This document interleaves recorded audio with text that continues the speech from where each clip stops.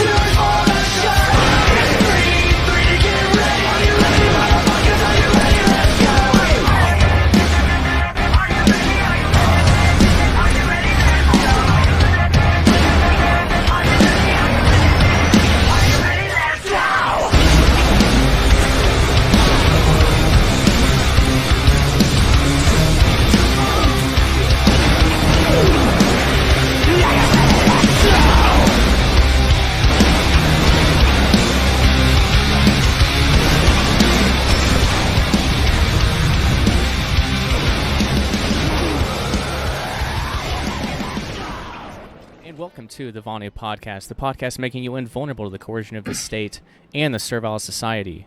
I'm your host, Shane Rayo 2, coming to you from the Veritas node of the Free Republic of PAZNIA. For more information on this burgeoning parallel network or to join the Second Realm, please visit PAZNIA, PAZNIA.com. Real quick, I just released the first ever PAZNIA General Health and Wellness Guide, courtesy of the PAZNIA Department of Health and Wellness. Learn about oral health, kidney health, lung health, liver health, best supplement recommendations, and much more.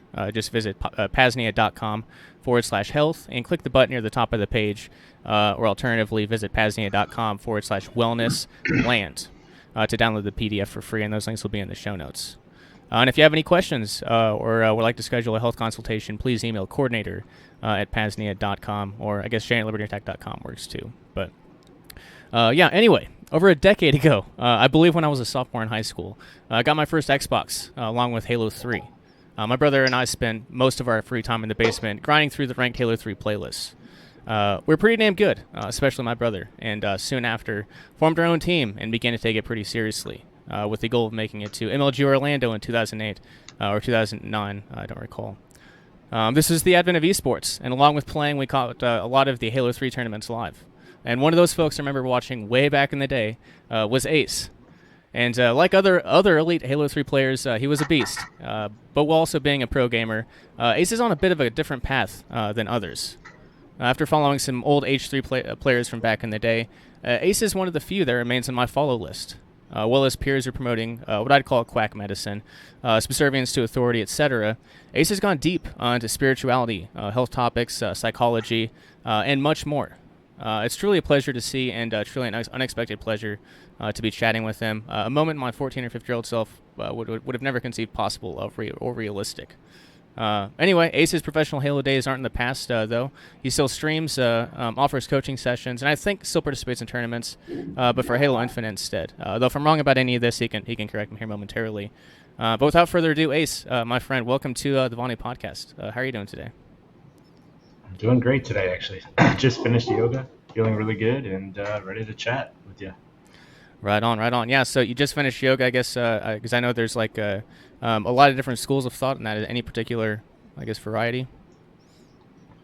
Oh, yeah, that's a long story in itself, but I I've been living in Dallas for about 2+ years and got my started in kind of like a power flow type of studio. That's just kind of like a vinyasa flow where you just kind of flow through and you're doing whatever you want. I mean, not whatever you want, but whatever's the teacher is leading. Mm-hmm. But the teacher is very like underground, and his studio owner is very underground style, and he has different types of teachers that work for him. And actually, one of the teachers I just took from is actually kind of like a famous yogi that travels around and kind of has his own style. So I was taking it from him. Gotcha. Okay, well that's awesome, man. That is definitely awesome. So, yeah, like I said, it's wild that this conversation is even happening. But then again, since intentionally beginning this journey of spiritual liberation back in 2020, that's my reaction to most things. The synchronicities and full circle moments can get really weird at times, but in a good way. And one of the biggest starting points was operating from a position of gratitude in all things, or trying to at least. And from what I've seen on Twitter, I know that's philosophy you also share too. But yeah, go ahead, Andrew. You jump in there. Yeah, man. I was just I don't know, something about like the multidimensionality of time, kind of, or like the idea that time may not be a straight line is kind of what came to my mind when you were talking about that. Just like the synchronicities and everything like that. Those like situations where you have a dream and then it happens or something like that, right? Where you feel like something so crazy, like a synchronicity happens and it jolts you out of your normal way of thinking, and you're like, wait, what's going on? Type of mindset, right? So. Mm-hmm. Yeah, certainly, 100%. So I think obviously to start it, I gave a really brief introduction a moment ago, and probably a really rough one. I mean, I don't know much about you personally. I know a lot about the things that you look into, and I guess what you talk about publicly. Which I resonate with a whole lot of it. And there's also the Halo portion of it, which I guess especially the Halo 3 stuff is pretty underground at this point. It's a pretty niche thing online, on Twitch and such. But I guess could you give folks a bit of a background on who you are and what you do, and kind of maybe kind of your personal journey here, however much or however little you like to share. Sure. I'll start with just kind of like who I am and what I do. I grew up interested in a lot of different topics and sort of, as a studious kid, my parents pressured me to take school seriously. So I learned a lot, you know what I'm saying? They always made me get good grades, and I was very book smart, right? But alongside with that, I was playing professional Halo, and I became professional when I was 14. And it was just my hobby, right? It's just what I did. And I continued on in college doing that, playing Halo Reach professionally. And then when I was 20 years old in 2013, I ended up winning that big Halo 4 Global Championship tournament for $200,000. And as I continued going through school and college, Halo 5 was coming around for more competitions, more $1 million tournaments. So I ended up dropping out of school with a lot of credits and pursuing more professional gaming. But, during that time, I also, for whatever reason, had an interest in yoga, basically maybe to kind of work on some parts of myself as a teenager or child that I wasn't too proud of or wasn't too happy about. Also just to feel better in my body, a lot of gaming, when I would play with my elbows on my knees, it gave me a cubital tunnel syndrome, which is kind of like carpal tunnel, but in your elbows. And I needed to do something to work on my injuries and my back pain. So I got into yoga a lot, and started slowly helping me out, So yeah, then I continued on with my professional Halo career up until I was about 30 years old, almost the end of 29 years old. I was living in Dallas here. I just moved to Dallas when I was in 2021. I think I was 29 when I moved here. And, the season of Halo Infinite just didn't go too well. Things weren't working out. So, long story short, but as I transitioned out of being like a professional Halo player, I also got my yoga teacher training. And, have been kind of teaching yoga since just in studio, and really I'm kind of transitioning out of professional playing and going into just other things. We haven't really, settled too far into anything yet, but right now just teaching yoga. So that's where I'm at. We'll probably go back in that story and talk about a few things though. Yeah, sure. Well, that's I appreciate that, because I wasn't sure what you're doing nowadays. I know Halo. I mean, I don't know. For me and my brother, I think we kind of dropped off. I think it might have been Halo 4. Halo 4 was okay, but then when I started at jetpacks and shit, a lot of the Halo 3 players dropped off. And I was one of those folks, and I really didn't give too much of a thought to it after that. So I wasn't sure what are the H3 players were doing today. But yeah, I guess the question I'll ask to kind of dig more into, maybe I guess more of the spiritual liberation stuff, because that's kind of the theme of this podcast. It kind of seems like the theme of your path too. I guess are there any moments you look back on growing up and realize they were critically important, but you didn't realize it at the time? And I mean, I could give one example. When I was around age 19, I had a grand mal seizure, which I thought was just a medical incident at a metal show, and went unconscious for a few days. Waking up in the hospital. I don't remember what happened, but I woke up and came back a different person. And that was, I think, that looking back on big things in my life, that was one for me. But I guess is there anything? What happened during that? Did you have an out of body experience or anything? I don't remember. Something happened, but I don't know. And I didn't. I mean, it was a decade after that when I started thinking about that more deeply, and looked back into the timing of it. And it was right around.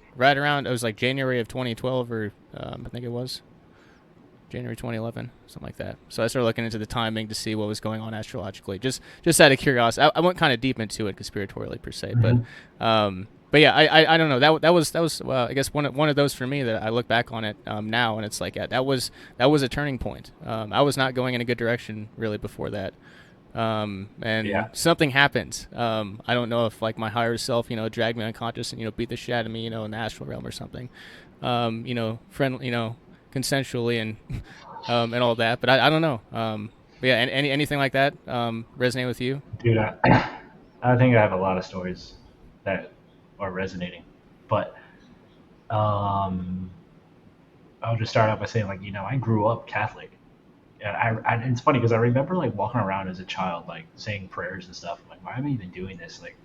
I don't know, but it just felt like that was what I should do. And then as life went on with the Catholic Church and stuff, just going to school, I just kind of stopped caring, and all my problems as a child, I was like, oh, I just become atheist. None of this makes sense. I'm not getting my questions answered, so I'm just gonna be atheist and do whatever. And different things started happening to me. But I think this was one of the first things that happened was, I always was struggling as a person to just breathe out of my left nostril.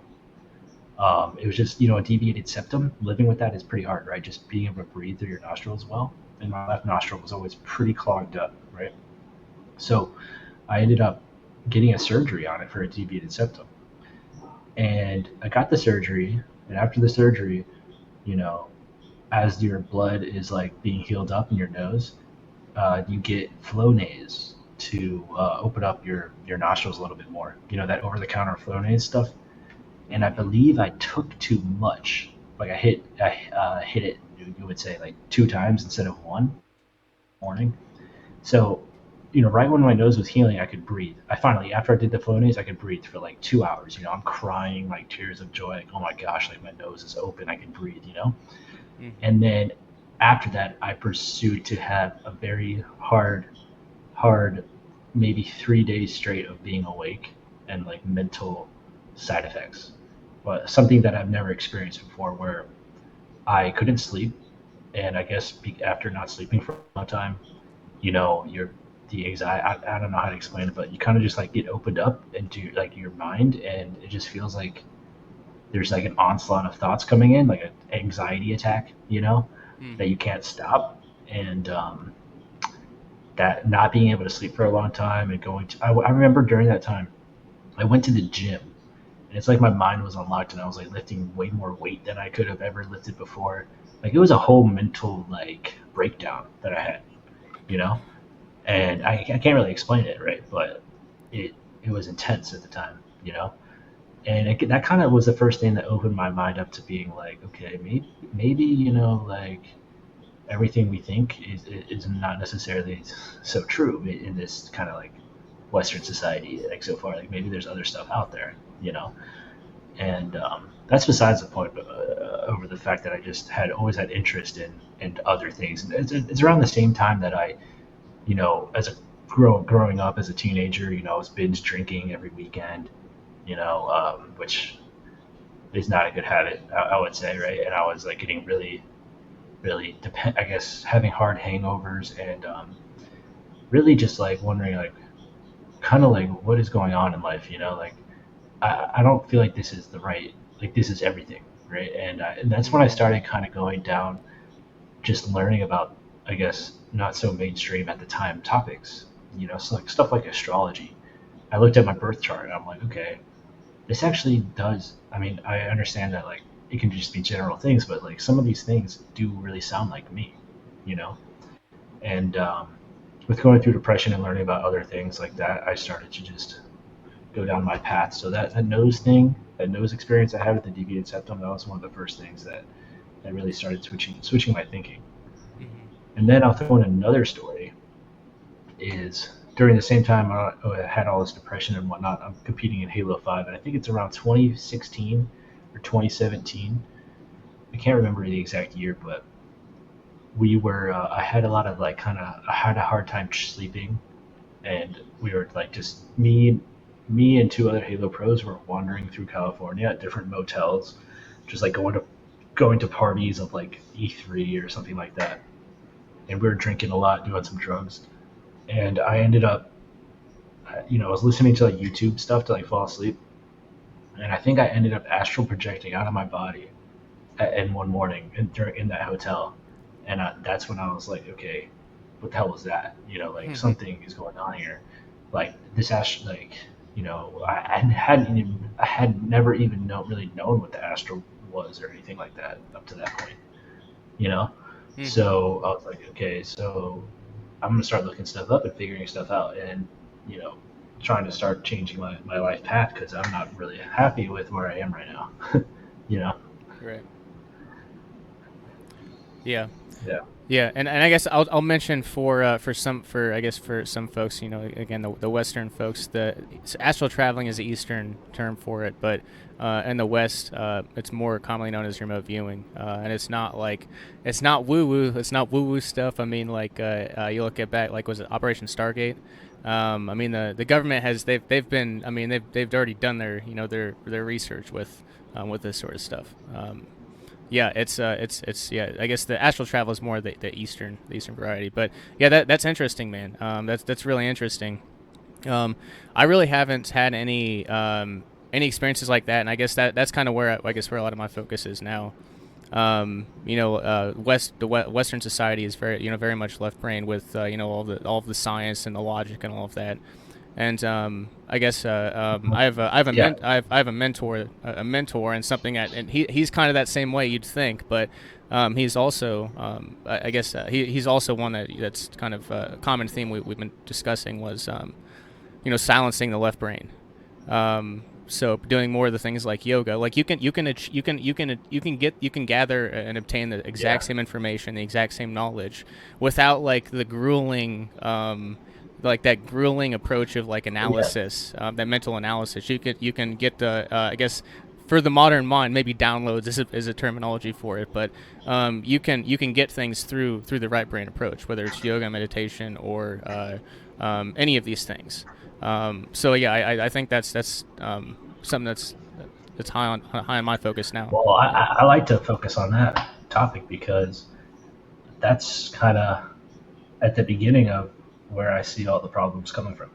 I mean, Yeah, get the into it. left brain is so, like, if you look at school, it's very left brain, like logic, just kind of just going from A to B and completing things. You know what I'm saying? And like, yeah, we need that way of thinking, right? Like, you need that scientific way of thinking to accomplish a lot of things. To go to the moon if you could with instruments. To build things, right? To have a society. It's very a masculine like way of thinking. Like, okay, we need mathematics, we need science, right? But then that's how I thought. That's how the school system is set up to teach you. That's how the entire West is, right?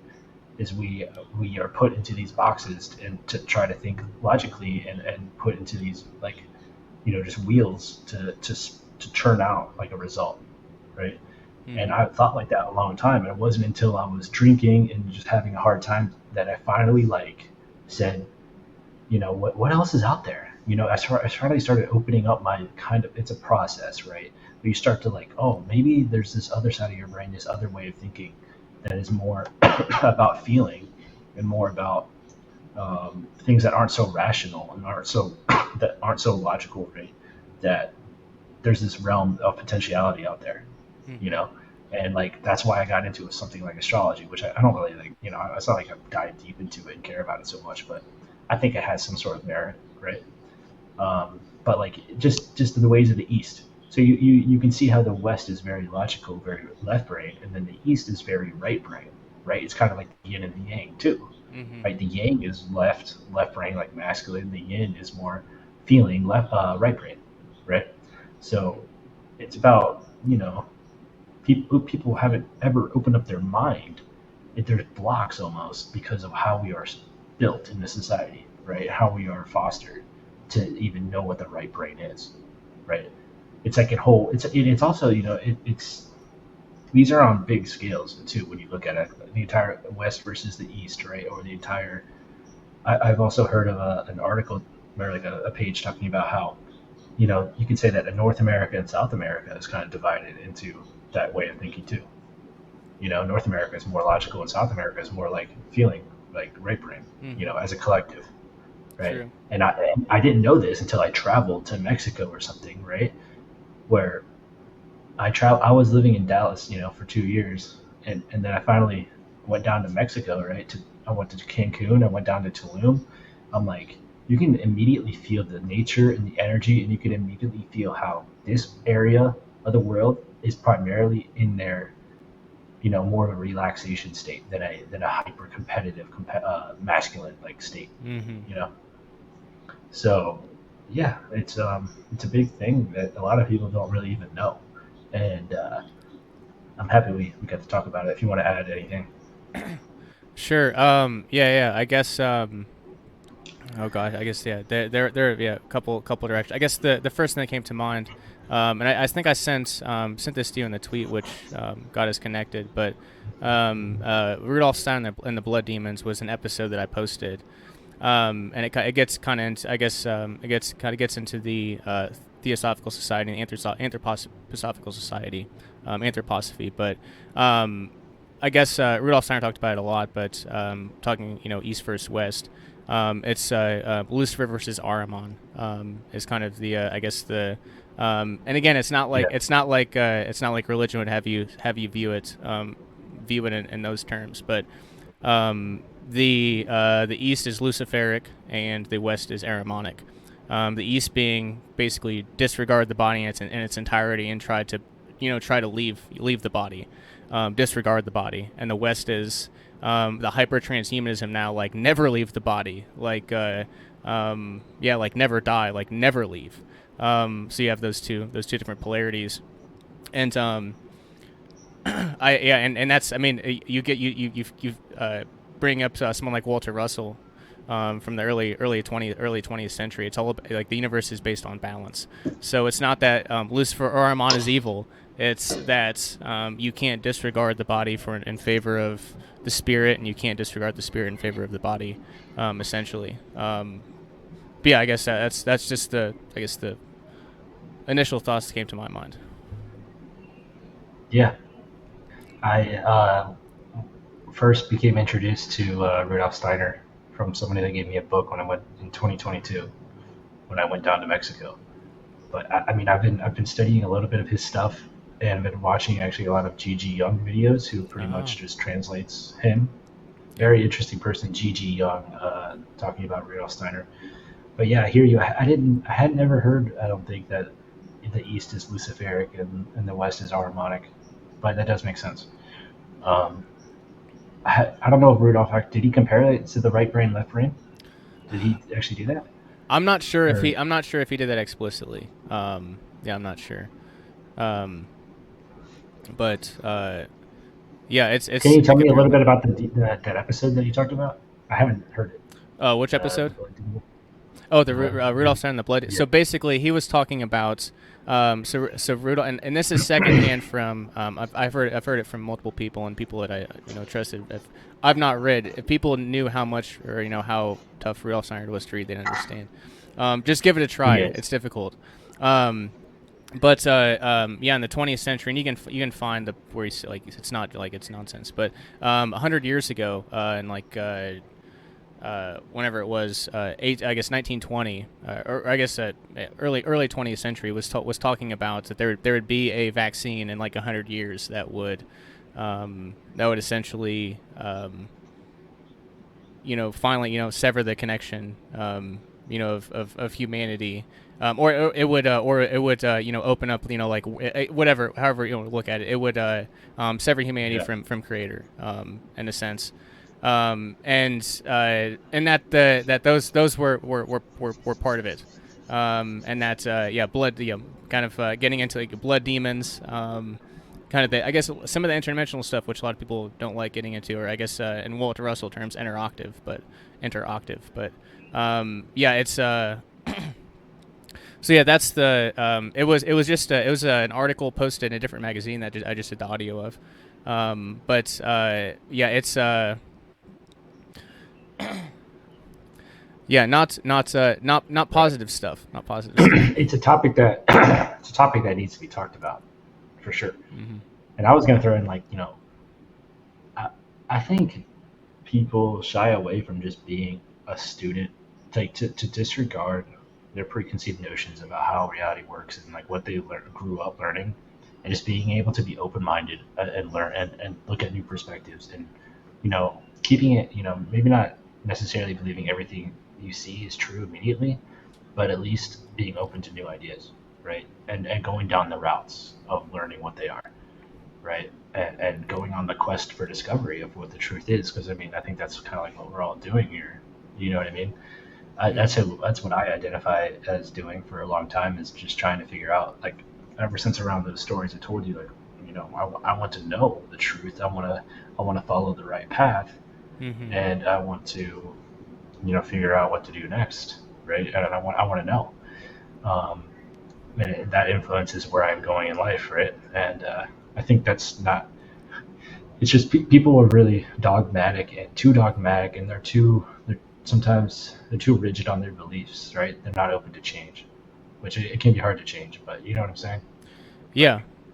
Yeah, certainly, and I think like one of the avenues for me, I've always been interested in history, and I guess you can go on any, whether you look at like health history or the history of energy, the centralized energy technology today, and all of the empowering breakthrough energy technologies. I'm not going to say free energy, because if you say free energy, people think that you're talking about like free in cost, but when I say that, I'm talking about like free from anybody interfering. Like there's cost to set up and maintain it. Nothing is free, but you'll have freedom from big oil and things like that. But anyway, regardless of whatever area in your life you're trying to create more freedom, you're going to find technologies that have been at least just in the past like since 1900 on. You'll find just endless stuff that's been brushed over, or there have been patents for, or things like that. That that don't exist today, but they're real. They've just been covered up. So I think like looking like I guess looking at history can also help to enable some of these things. So I'm curious if you've ever gotten into some of kind of the alternative history topics. With like what? I guess timeline stuff. I guess the big one now would be like Graham Hancock, but you can go further with, I guess further with that, like further than that. The actual history of civilization, like were the pyramids actually before or after Irish traditions per se, like the North. Yeah. Have you ever dug into? History Yeah, is. I'm just curious what you've looked into. What's your I mean, I briefly know about Graham Hancock. I haven't seen his stuff like too much, but it does really interest me. I've seen some of the Rudolf Steiner stuff. I've seen some of this other. He talks a lot about Lemuria and what was the other one? But Atlantis, Lemuria, yeah. And I don't, know everything. I don't think anyone does, but you can tell that there's something going on archaeologically that is that we haven't put the pieces of the puzzle together, right? There's so much even archaeology that we have yet to do on the Earth, right? And there's even, have you ever heard of like that? There's ancient civilizations like just right there in the Indian Ocean that hasn't even been discovered. I mean, not discovered, but like hasn't really even been excavated a lot because just the resources and stuff. Like there's apparently pyramids right there in the Indian Ocean, also in the Bahamas area and everything that I've heard before too, right? Yeah, the real story of the Earth, it hasn't came to light yet, right? But I definitely believe in that line of thinking that we, that that Earth could be thousands and thousands of years old, like thousands, like hundreds of thousands, right? And there could be some sort of cataclysmic event every once in a while, like 12,000 years or 24,000 years, whatever it is. It's something probably to do with the Earth's rotation around the Milky Way, or that's the Milky, or what is it? Our solar system's rotation around the Milky Way, something like that, right? Also, have you ever heard of the main like area of stuff I've learned about is like the Hindu, the Indian kind of way of thinking. Have you ever heard of the yugas before? The Yuga cycles, yeah. I'm not too familiar with specifics, but I'm familiar, yeah. Yeah, so it talks about how people were different and acted different and had different kind of capabilities as different years went on. Like so, 2,000 years ago, our state of like consciousness in the average person is different than now. And then 6,000 years before that, people may have been, way different than they are now. People may have been living for more, like people may have been living on average for 150 years or something. Like we don't know. We don't really know the truth. But I have read something about how some people think that, after Atlantis, and I've actually gone down sort of there's this one anthropologist that I follow. His name is Robert Zephyr, I think. Zephyr. Yeah. Zephyr, yeah, something like that. Anyway, he's really good at kind of piecing like some true anthropology together and true history. And I kind of think that the history of kind of like ancient civilization all started from somewhere in like the Great India Valley is where like people came from initially. Talking about like maybe 4 to 5,000 years ago, and then kind of dispersed around from there. But who knows if they were in multiple places? There's a lot of crazy theories out there, man. Really crazy theories. Yeah, it's hard to know what's really true, right? Yep. Exactly. I think that's people look at history like, we don't even know what happened 2 months ago in our lives. How is history exactly taken in? What we don't know what is true and what actually happened, right? So, in a deeper, bigger sense, rather than what we do know, right? Yeah. Yeah. Awesome. Well, I didn't expect to go down that one, but I like it. I guess to get back onto the spiritual liberation stuff. So one thing about Vonu is obviously like mental liberation is important. How someone with a free mind versus a slave mind interacts with, what we'd call the servile society. Is critically important in terms of mental liberation and also physical liberation, like Vonu shelters. Like how do you develop a Vonu shelter, Vonu home that is, as invulnerable to coercion as you possibly can make it, from all sorts of factors. But another component that I hadn't really given too much credence to until again like 4 or 5 years ago is spiritual liberation. So I think this is something, with your background and research, what are some practical, practical tools is the point, but I guess the question might be, what have been your biggest discoveries, or tools on your path to spiritual liberation? What are some places you can point people to, that could, greatly increase their potentialities in the spiritual realms, which directly translates into the physical if we're talking about things like lucid dreaming and astral travel and such. But yeah. That's a great question. I would say that I started my dive into the spiritual realm through one of the authors from India that kind of started merging this stuff. His name is Deepak Chopra. He started to make me realize, and I also started fasting. Those were the two things. I was just fasting because I saw it like on the internet. I wanted to try it. I wanted to be like, okay, what happens when you just don't eat? What does that feel like? Like, what is that experience, right? Mm-hmm. It kind of really, that's one of the first things that can wake you up to be like, okay, everything that we know might not be true. Like your body can just survive for days without food, and you just need water. You're fine. Like, as long as you get electrolytes, you're gonna be fine. Your fat is your fuel on your body, right? So you've heard from multiple health experts that overeating is a huge problem, and we're not supposed to be eating 24/7, right? Like you need to give your digestion a break, and it's a different path, but it kind of goes down the same subject as like the amount of like toxins and cleaning products and toxins and cleaning products and like the air, all these different things that we have to deal with on a day-to-day basis that are just like poisoning to us. And how would the body feel if it was really like detoxed? And fasting is one of those ways that you can help detox. But that, so what was I talking about before that? I kind of just went down that path, right? And I started learning about more of the spiritual side.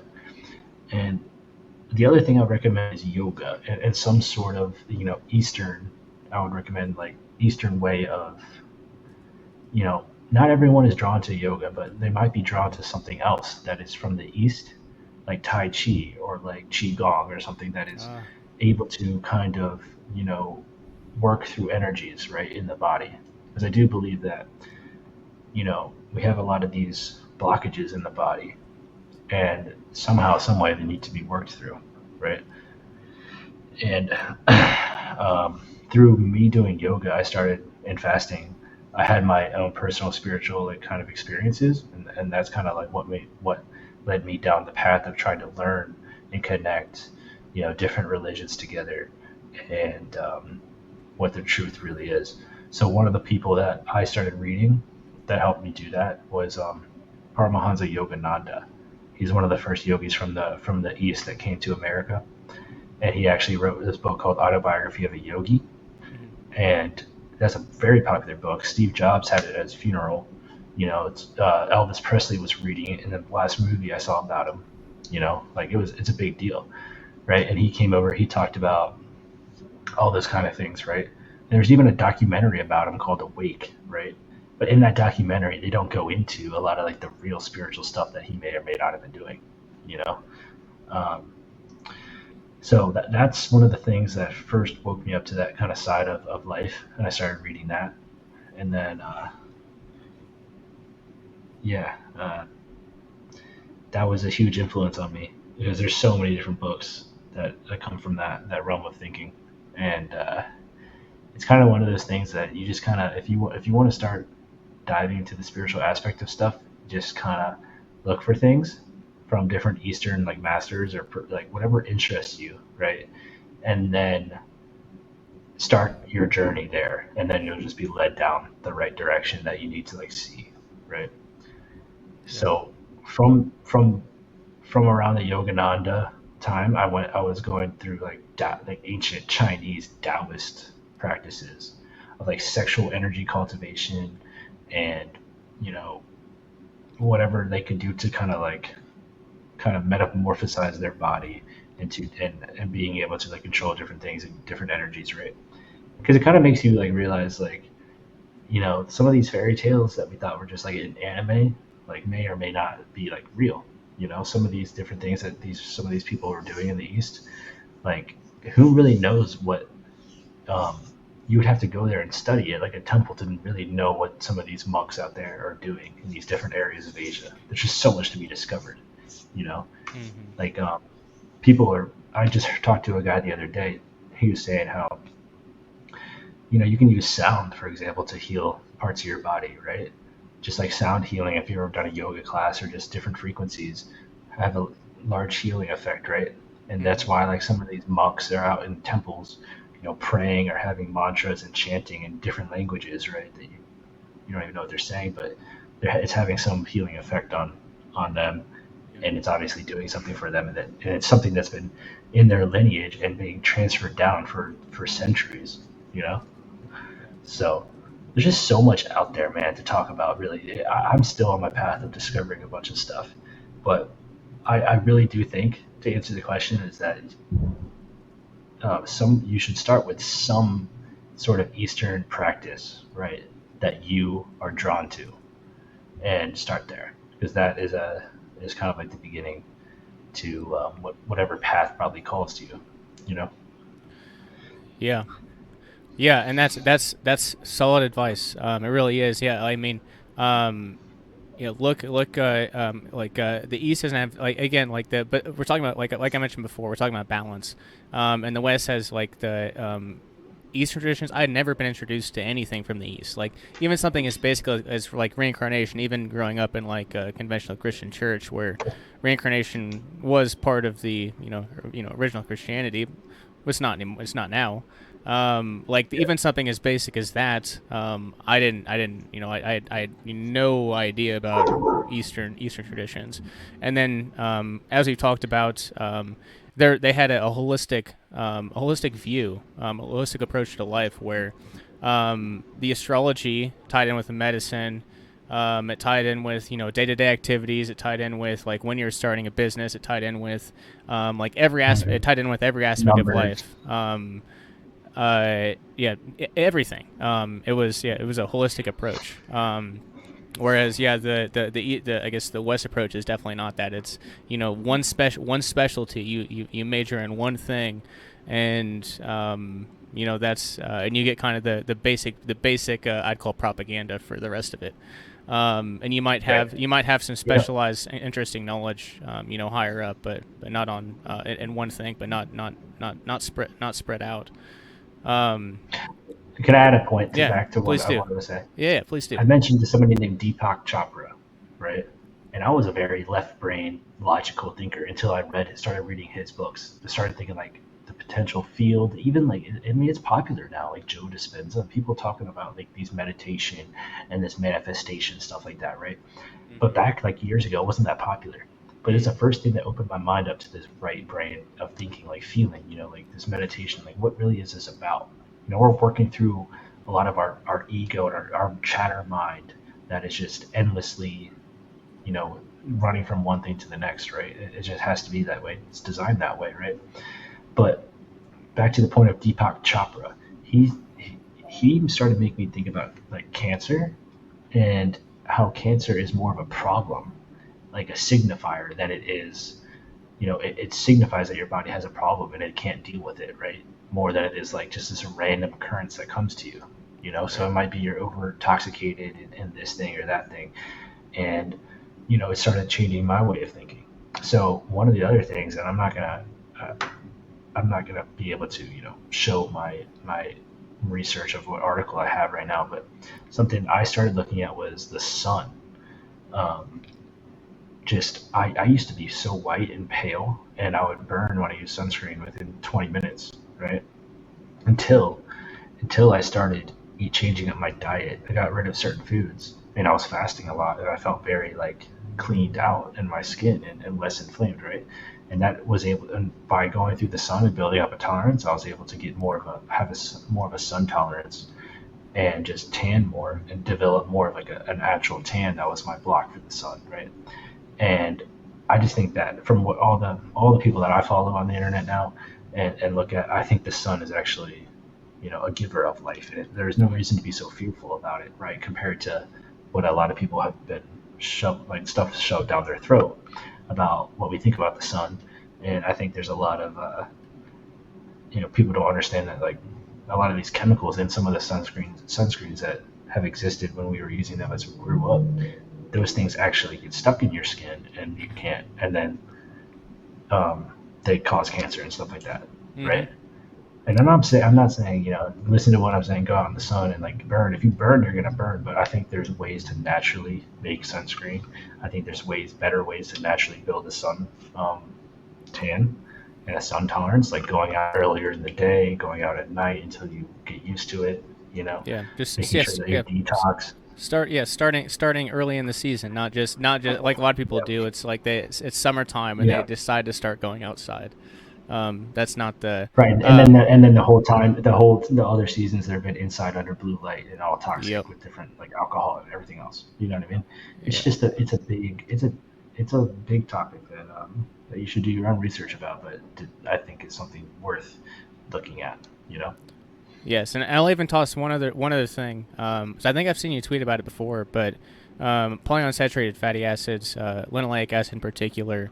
And I noticed this too myself. I used to sunburn, being out in the in the hot ass sun playing sports, growing up. But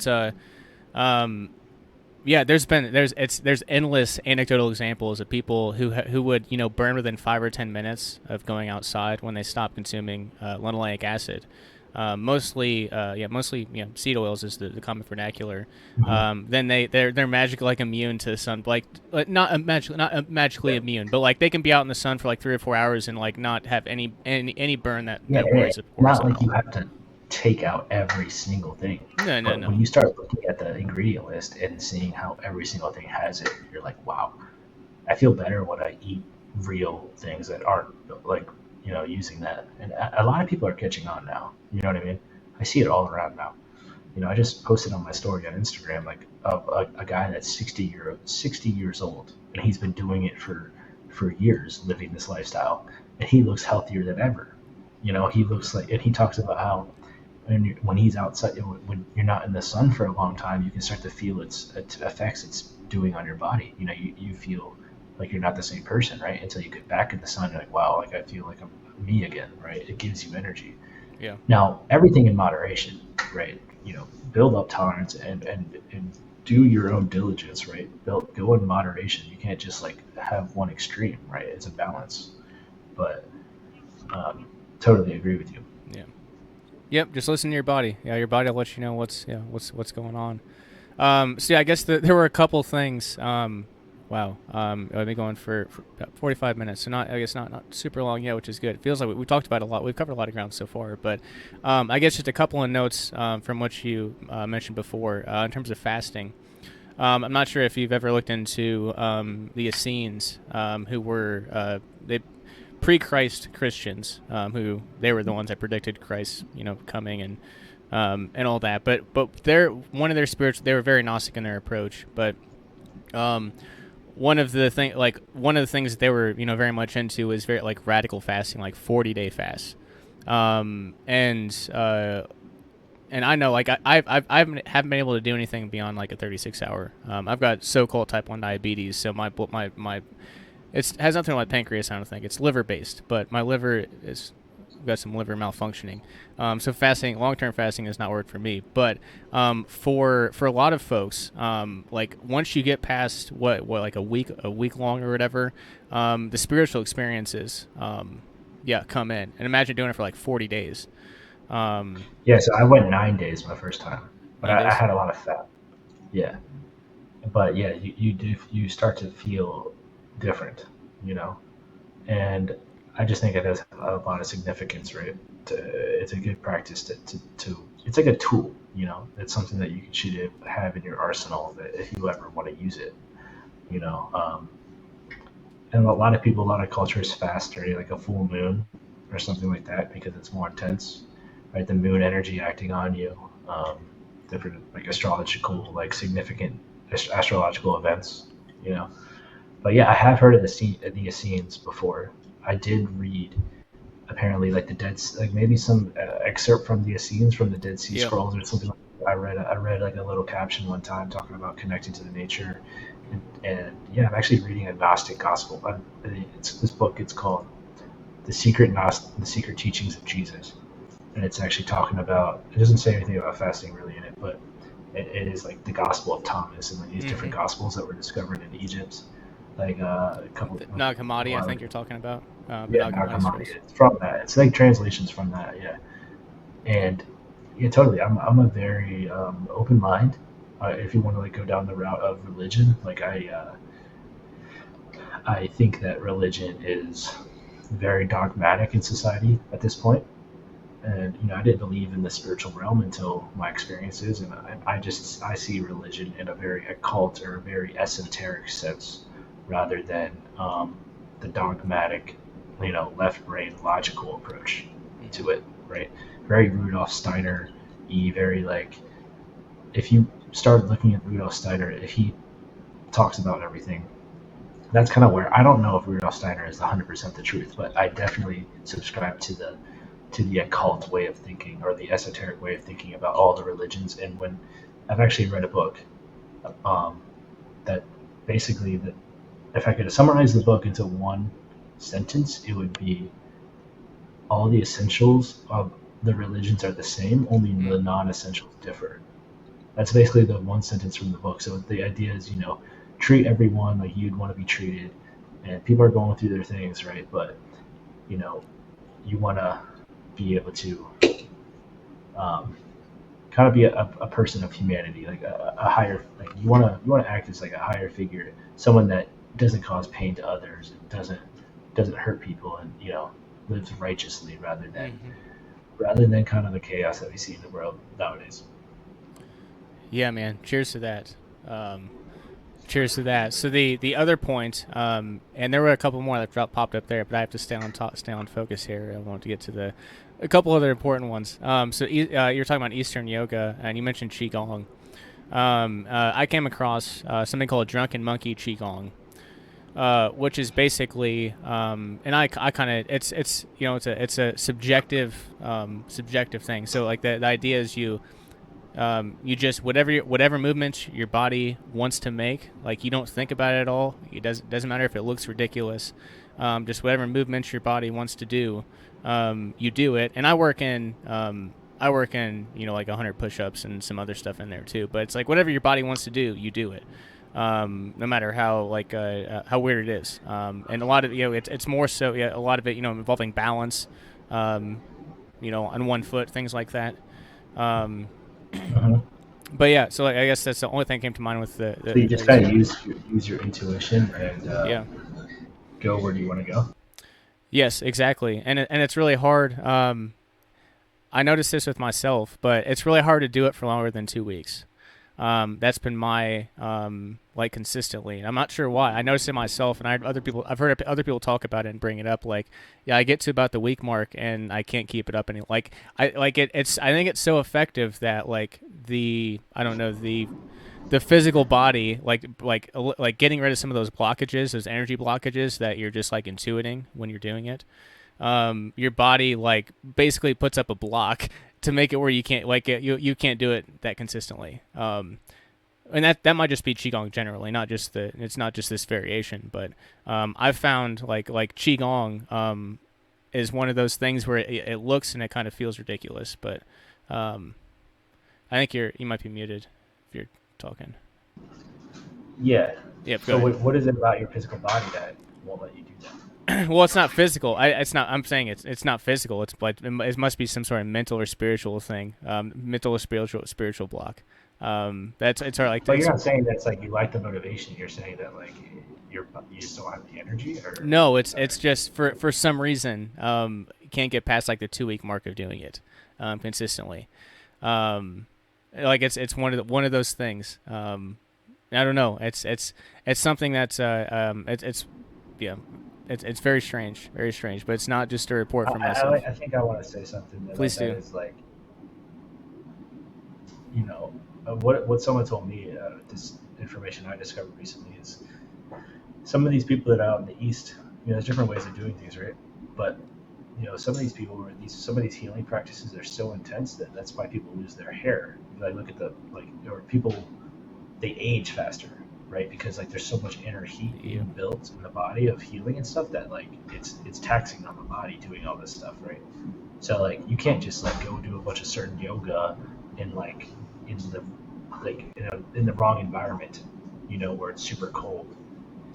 Or it's like you don't want to do a bunch of like there's a one Eastern practice where you're kind of building internal heat through like a breathing exercise, and no one would recommend doing that in like the summer of Mexico or Texas, or a desert, because there's too much heat, right? So there's like different methods and stuff to work on. Like maybe your block is somewhere mentally, or maybe like the kind of place that you're going is a huge step for you that you're just not ready for, and that's a good thing that your body is and something is keeping you from that. You know what I'm saying? That's what I think. I think it's more like a Kundalini yoga block versus I think it's a good block, but I think so. What I'm saying is qigong is powerful as shit, and it needs to be used with respect. Which is it's like the West would say that about like a firearm, and they used to be like you better be careful with the energies that you're putting out there. So like it's different, but it's kind of the same. Wait, do you do Kundalini yoga? I do. I guess back in 2020 when I was more on the Eastern side, it was what balanced as I was going to go hardcore into science when I graduated, so I was super on that side. And when I went down the spiritual path, I went hard into the Eastern like yoga and stuff, and I did do Kundalini yoga. I tried to do yoga specifically to cure my so-called type 1 diabetes, which also factored into the path too. That in 2019, I found that from the the Ayurvedic tradition in India, they say that so-called type 1 diabetes, they have like 25 classifications for it, but juvenile diabetes, where you get it when you're like a child, can be based off of past life sins of yourself or your parents, essentially. So, and at that point, I was super left brain, but I was like, all right, I guess I got to look into astrology. So, here we go. But I believe, I mean, they might say that, but there's got to be something somewhere that you could do to fix that. Oh, there is. No, there is. Yeah, there is. But that was what started me on it was one of the things that pushed me on the path. Yeah. That's great though. Like that you can be able to like acknowledge that, hey, look for other alternative ways of healing. That's what people need, because you already know about the Western medical system. It's just kind of just it's kind of just regurgitating business people, customers that have to keep coming back, right? Mm-hmm. So it's good to have other ways. Have you looked at? You should look into acupuncture or something like that to help that potentially. Yeah. I don't know, but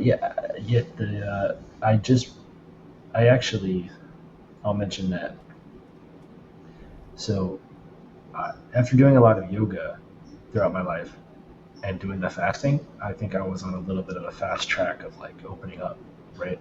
So that's when I had some spiritual experiences. I might not get down to the story too much unless you're interested, but like that's when I was like, oh my gosh, like everything I know is not like real, and then when I went to Mexico in 2022, I had a sort of a spiritual awakening there after doing Kundalini yoga.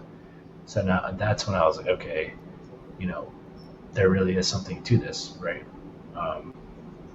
But this is a huge complex topic, right? That is super, super like drawn out, right? And so vast, but yeah, I just think that I do think that everyone really should go down a path of whatever calls them, and the Eastern way of thinking. Also, just living like or maybe Tao, like Chinese or Ayurvedic way of eating too. I'm very called to say that I feel like that's very um, a way to live the most healthily that you can. You know, or potentially speaking, right? Yeah. No, for sure, man. Yeah, there's a million different directions to go on this one too, but I suppose it's been coming up on about an hour. Okay, well, so there was one other comment that you talked about frequential healing. So like a lot of the sacred sites, people will claim that those sorts of things happen there for whatever reason. And now that in some locations, a lot of the left brain approach, like actually, the testing, with the progression of technology, the testing is getting easier to do and cheaper. So like there might be some left brain stuff to the spirituality which might be bringing some of the science folks over to the spiritual side per se. But additionally, so like, and you can't see this, and for some reason, Jesse won't show my video, my secondary video for you. But we've got a Rife machine behind us. Yeah. Which is frequential healing. We've got the AquaCure behind me too, which is mostly molecular hydrogen, along with like monoatomic hydrogen and oxygen, and it basically just overloads your body with electrons or energy in the best way possible. But this also has what's it called, like wave modulation, frequency wave modulation, whatever the technology is called, and you can tune the water to whatever frequency you want to. Using the right frequencies. So if you want like a liver thing, you put it on 880, or you can put it on like a universal frequency that's basically just all healing, or you can do one of the more specific ones. So yeah, and then to go to the less technological part of it. My wonderful free wife got me for something, Christmas or birthday or whatever, Tibetan medicine bowls. Which with the sound healing is the exact same thing as what you're doing with some of the, like, it's frequential healing, whatever the medium you're doing it through. So you're talking about low tech versus high tech. But at the end of the day, it's the exact same thing. I love that. I just was in Thailand and I was looking at all the Tibetan bowls, and I did a sound bath there, and this guy had like $350,000 of equipment, of sound gongs and bowls and stuff. And I mean, it's an experience. So, I was also learning a Vedic Thai style massage out there, and yeah, man, I highly recommend if you have like a health problem to try to like get out of your day-to-day lifestyle and look for other ways of healing. I do a lot of sound. I listen to a lot of the solfeggio, like they're called solfeggio frequencies. Oh yeah, I'm sure you know what they are, like 432 hertz. Yeah, 432, and those things, I swear by those things. They have saved my state of mind in more than one occasion. They have saved me from a lot of hard times, right? So they're absolutely necessary, and they absolutely have power to heal and have an effect, right? Which is not a very left brain way of thinking, right? But it is definitely worth getting into, Yeah, certainly. So I guess we've been going for about an hour. I don't want to keep you too long. A couple other questions will kind of slide away a little bit from spiritual liberation, Sure. But so physical liberation. And I guess this would, like when I was talking earlier about there's physical, mental, and spiritual liberation. Well, like physical is like, well, how are you going to defend your physical body from the coercion that exists in the world, essentially, or make yourself more invulnerable to it? Things like the financial system are major enslavers today. They made people's financial requirements, quote unquote requirements, a few years ago made them make drastic health decisions. So these things all tie into each other. But the question is, I guess, in terms of like your, you know, like physical, you're doing a lot, obviously. So like, not even just even like that. You're talking about some of the, I guess, the money from some of these tournaments. Like you've had some you've had some financial independence for some time, which is far more than most folks today. So that's obviously like one thing there. You talked about some of the ways you're making yourself invulnerable health wise, not being a chronic patient of Babylon Pharmaceuticals, as I call it. What other I guess is there anything else you're doing? I guess what else you're doing in addition to yoga? You're transitioning over to yoga. I guess yoga now versus and out of the gaming stuff. I guess what's your overall approach to physical liberation then? Beyond those things, or is that it? Are you doing anything else? Anything in the pipeline? What's coming? Yeah. Right now, I just have been doing a lot more yoga. I got more into Kundalini yoga because I feel like I'll mention that there's some, it's not even popular where I live in this city right now. It's popular in a couple cities around the world, but I do think that it's a good way to like get through like mental subconscious blocks and stuff like that.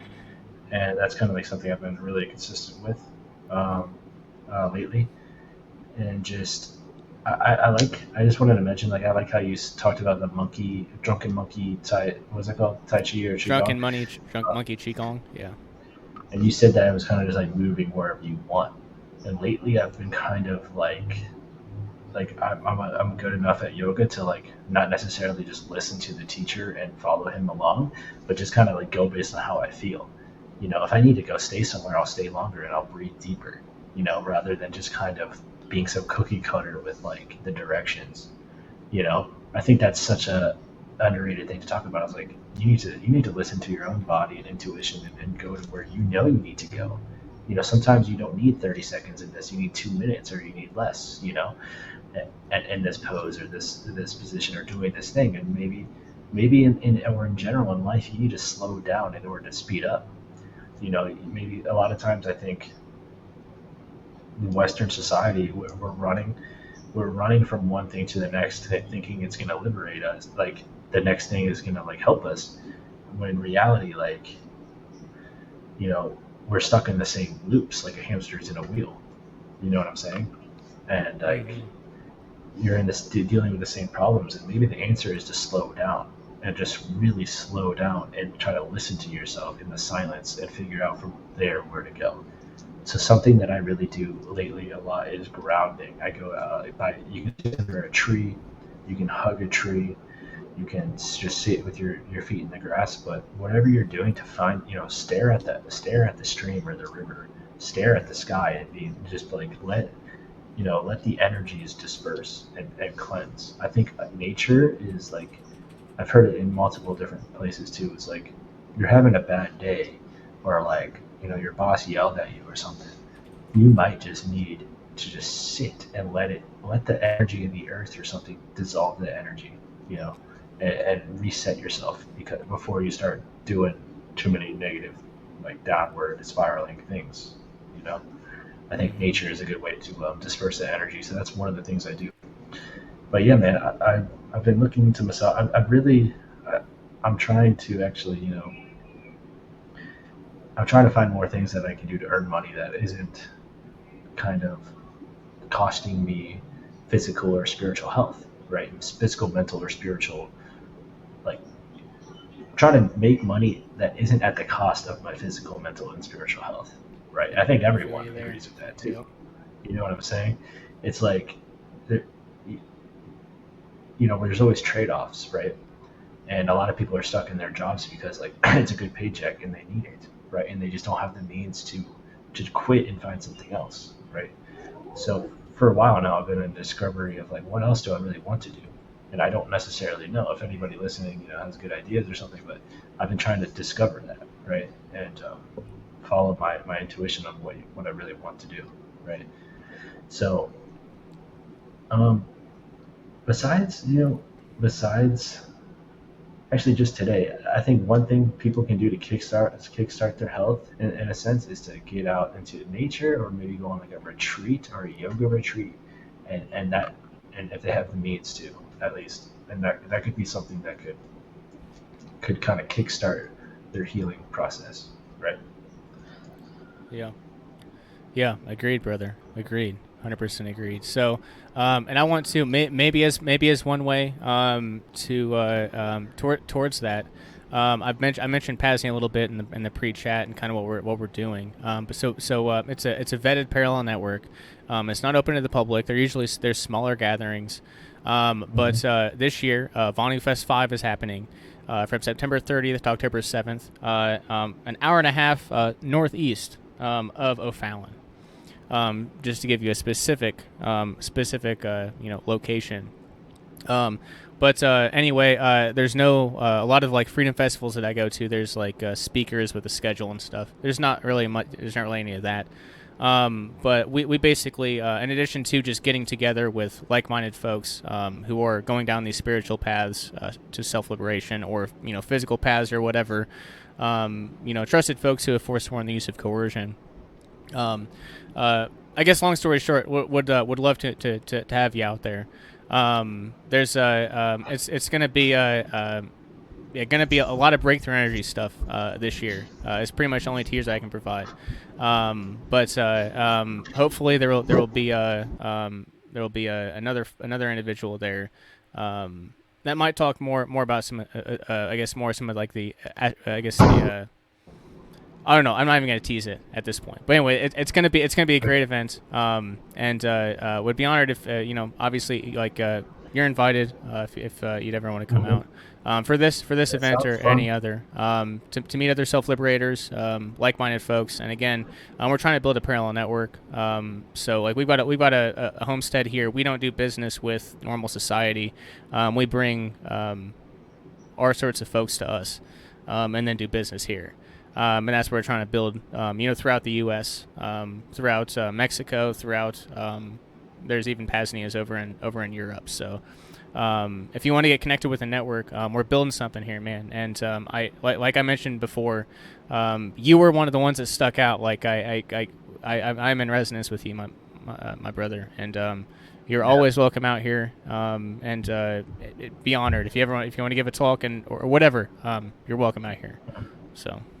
I appreciate the invite. No, if that aligns with my schedule, I'd be happy to come out. And if I have space for it right now, if not this one, then another one at some point. Every year. Yeah, that sounds like a great idea. I think we need to be, as a collective people, need to be doing a lot more of these things. Yeah, and I hope we figure it out soon because it feels like the pressure is mounting. Out there. Yeah. Yeah, certainly. And I guess I said talk. Maybe it'd be maybe you'd put together a yoga class or something like that. Whatever happens to be anything. But it's been over an hour. I don't want to keep you too long, man. I know you've got other. I'm sure you've got other stuff going on. This was we packed a whole lot in an hour and 10 minutes. Yeah, we did. And I don't want to overwhelm the audience too much. The spiritual self-liberation stuff is somewhat newer territory. For the podcast. So I certainly appreciate you coming on, man. And it is just amazing too that we're having this conversation. And the origin point of this was me playing Halo 3 and also watching you professionally play Halo 3. So like for those that say video games have no purpose whatsoever, you're wrong. There are everything can have a benefit. Nothing is purely bad or nothing is purely good. Just the way in which you used it, I suppose, right? But anyway, I guess Ace, any other closing thoughts before I let you come in? You got any other thoughts for the listeners? Final tools or tricks, or any important closing thoughts? Something that I think that is super crucial. I just kind of heard it today in my yoga, and I've been agreeing with it. Is allowing yourself to surrender, allowing yourself to slow down and figure things out. I think it'd be more of an effective way to get things done than trying to force things. So finding places, finding time to meditate, finding time to get control of your mind and align with your with the life that you really want to live and that you're meant to live, I think is the one of the best takeaways, I guess, for the day, for the talk. So finding what practice you can do that's for you, that's going to help give you peace of mind, and a more fulfilling, healthier, happier life is what you should be trying to find, you know. But besides that, that's it. And if you want to connect with me, and connect with me on either X or Twitter or Instagram at Aaron Ace Elam. Right? Maybe you can list the things for people to have. But yeah, that's where I'll be doing stuff. And I might be offering yoga classes online or on my Twitch channel, or we'll see what direction I'm taking. But I definitely want to move into this world of like service to others, and helping people out, rather than just continue playing like video games for myself. Yeah, brother. Well, it's been an honor and absolute pleasure. I'd recommend everyone. Everything will be in the show notes. Follow Ace. And you've got, I guess the last thing, you just started within the past week, I think, like Abundance Chat on Twitter. You want to talk about that real quick before I let you go? Yeah, that's a 30-day challenge of someone that I found doing it too. It's just a little meditation challenge. If you want to be a part of it, you can hit me up with a DM about it on Twitter. But yeah, it's just another way to meditate and experience new ways of thinking, and hopefully try to improve your life because of that. So if you're interested in it, you can reach out to me. But yeah, I wish everyone the best, and I wish everyone the most perfect, happy future that they can have.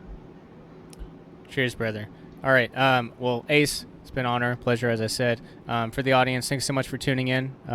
There's so much in this podcast. There's for everyone. There's something of value, I'm sure. But regardless, thank you so much for tuning in, and hope to see anyone here at Vonu Fest or here at Veritas in the future. Go Days. I think one other thing, maybe. No, I just okay. want to agree with you, man. That was a lot of fun. We should do it again sometime, and I hope to see you, connect with you more down the road. So, yes. Thank you for having me on. Certainly. Cheers, brother. Cheers, brother. All right, guys. Until next time. Cheers.